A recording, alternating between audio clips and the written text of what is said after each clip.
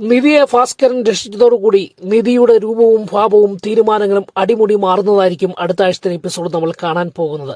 അങ്ങനെ മടങ്ങിയെത്തിയ നിധി എല്ലാവരും അടിച്ചു പുറത്താക്കി അല്ലെങ്കിൽ അവഗണിച്ചുകൊണ്ടിരിക്കുന്ന ഭാസ്കരനെ കൂടുതലായിട്ട് മനസ്സിലാക്കുവാനും സ്നേഹിക്കുവാനും കരുതുവാനും നിധി തയ്യാറെടുക്കുകയാണ്.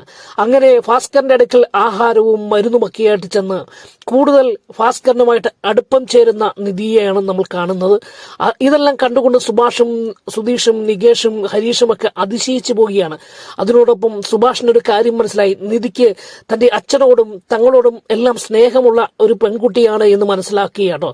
അതിനോടൊപ്പം കാണുന്നത് സുധീഷ് വീണ്ടും ആ കോഴിത്തരവുമായിട്ട് അല്ലെങ്കിൽ കുറുക്കന്റെ വേഷമണിയുന്ന ഒരു ഭാഗമൊക്കെ ഉണ്ട്. നിധിയെ എങ്ങനെയെങ്കിലും നിധിയുടെ മനസ്സിൽ കയറിക്കൂടുവാൻ വേണ്ടി ചില പൂജാകർമ്മങ്ങളൊക്കെ ചെയ്യുകയും അമ്പലത്തിൽ പോവുകയും അതുപോലെ തിരികെത്തുകയൊക്കെ ചെയ്യുന്ന ചില രസകരമാകുന്ന നിമിഷങ്ങളൊക്കെ ഉണ്ട്. അതെല്ലാം പൊളിച്ചെടുക്കുന്ന നിധിയെ നമുക്ക് കാണാം. അതിനോടൊപ്പം കാണുന്നത് സുഭാഷിന്റെ ജീവിതത്തിന് വേണ്ടി നിധി ചില തയ്യാറെടുപ്പുകൾ നടത്തുകയാണ്. എങ്ങനെയെങ്കിലും സുഭാഷ് ഒരു വിവാഹിതനാകണം, എല്ലാവരും തന്റെ വഴിക്ക് പോയി കഴിയുമ്പോൾ സുഭാഷ് ചേട്ടൻ ഒറ്റയ്ക്കായി പോകുമല്ലോ എന്നോർത്ത് നിധി സുഭാഷിന് വേണ്ടി വിവാഹം ആലോചിച്ചുകൊണ്ട് പോകുന്ന ഒരു രസകരമാകുന്ന അല്ലെങ്കിൽ അത്ഭുതകരമാകുന്ന കാഴ്ചയൊക്കെ അടുത്ത ആഴ്ചയിലെ എപ്പിസോഡ് നമുക്ക് കാണാം കേട്ടോ.